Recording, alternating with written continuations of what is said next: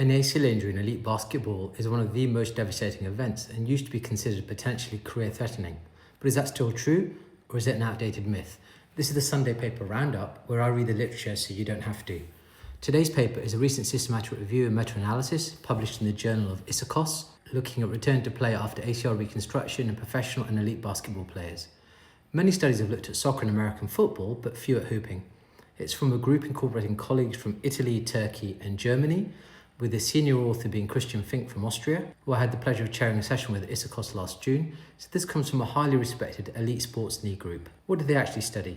Well, let's start with the fundamentals. There were 8 studies out of 678 that met the inclusion criteria, targeting skeletally mature professional or elite basketball players undergoing primary ACL reconstruction. Total numbers are modest, and this is an important point, but these are true elite cohorts, and so that is unavoidable. Most data comes from North America with heavy NBA representation plus some European professional leagues. The average age was 25 to 26 years. The headline findings were 87% of elite and professional basketball players returned to play after ACL reconstruction, and 97% returned to their pre-injury competitive level, which interestingly is higher than the literature shows in many other sports.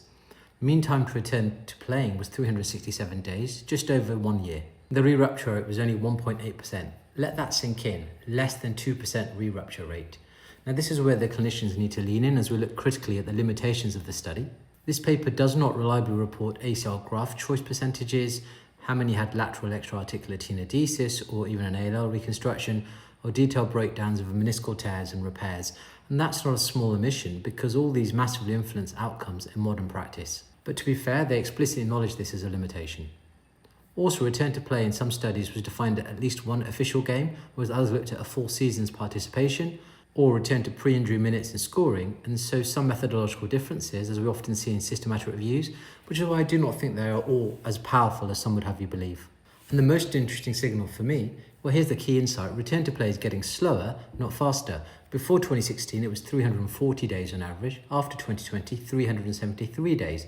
That's a deliberate shift towards a safer, measured and slower recovery, which as a high-volume ACL surgeon, I'm all in favour of. It reflects criteria-based rehab, better neuromuscular and biomechanical testing, and a growing recognition that biology recovers fully before performance does.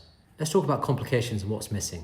They only track ipsilateral graft re-rupture requiring revision. They do not reliably capture delayed ACL re-rupture beyond the reporting period, contractile ACL injuries, any cartilage degeneration, any meniscal tears, or long-term performance decline, and psychological readiness, which you know is critical, is also largely absent. So how should we interpret this? Well, the strengths are that it's sport-specific, it's elite cohorts, and there's clear return-to-play definitions.